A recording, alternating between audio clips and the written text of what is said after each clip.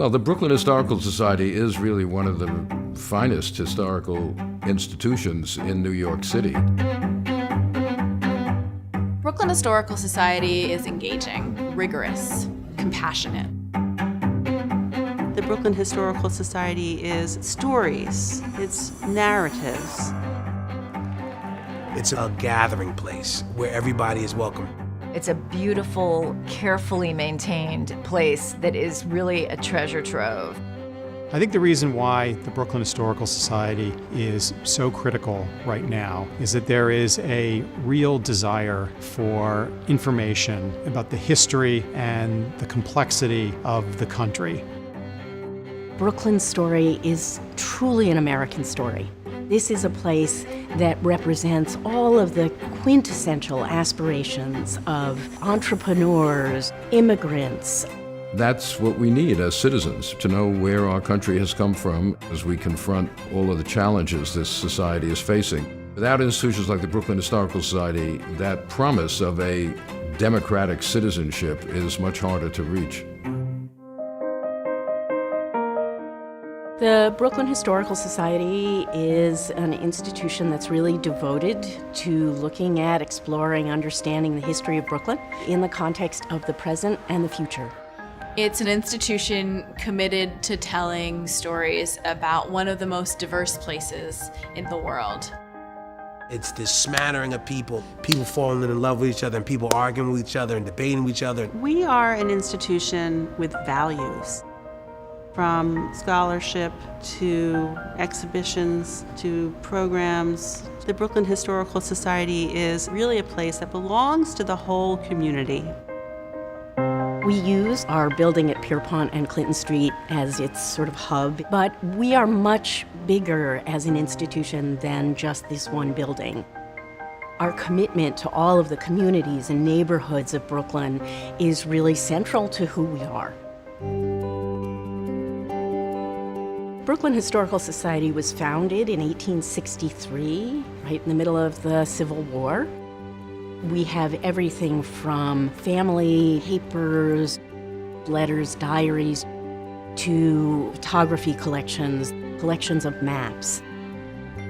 That experience with something tangible, to be able to get close to it, can forever change and inspire someone for their future. One of the things that I'm very proud of is our oral history program. We have over 1,200 interviews in our collections. Listening to an oral history reminds us that at the core of these histories that we're investigating are people. You would hear excitement, sadness, disappointment, things that you can't read on a paper that emphasizes the humanity of their experience. Our education programs range from the one-time school visit with a class to a multi-month intensive research project with a cohort of young historians.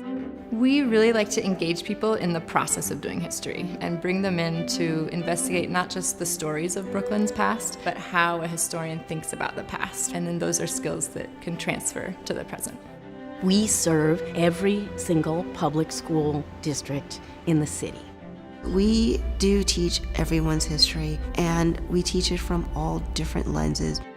And that's important for children to understand, because once they do, they internalize it, and then they begin to think about other possibilities. Brooklyn Historical Society launched Teen Innovators in 2012 to bring students out into the Brooklyn Navy Yard to learn about its past, its present, and envision themselves as part of its future. Teen Innovators not only helped me get a job, learn the skills necessary, but they also taught me how to express myself in a more professional way. Those experiences were really invaluable to me. We have a robust series of exhibitions that change on a fairly regular basis. They're a chance for people to delve into the social history of whatever topic we're talking about. We are very proud of and passionate about the public programs that we offer here in the evenings. From Pulitzer Prize-winning historians to panel discussions on criminal justice, If the community wants to talk about freedom, that's what we talk about. If we want to talk about Muslims in America, then that's where we will move.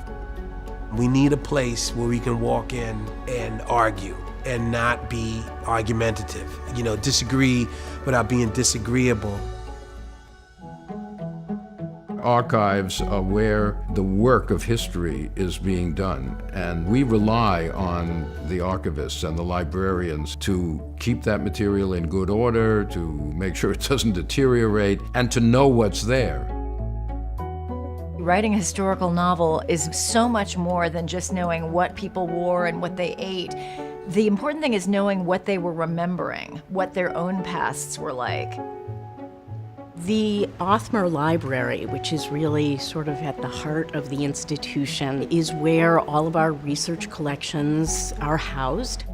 It's wonderful to be in a place that feels of the past in order to learn about the past.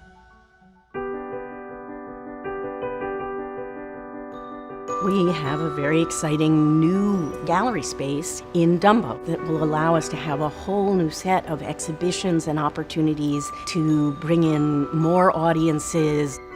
For our upcoming exhibition, Waterfront, we'll tackle topics from the history of warehousing and dock work to women's work, deindustrialization, and much, much more.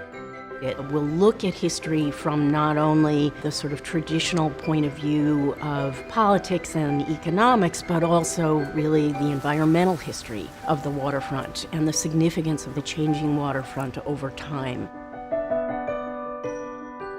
History is always a kind of open-ended discussion, and there are some aspects of the history of this country, as we are seeing daily, which we still have not yet come fully to terms with. As an institution committed to the preservation of history, the interpretation of history, committed to the presentation of multiple interpretations of history, I think Brooklyn Historical Society is really important. I believe that the future of the Brooklyn Historical Society is to push further into the different communities of Brooklyn and share what we have with them and invite them in to contribute back to the Historical Society so we can save their stories for the future.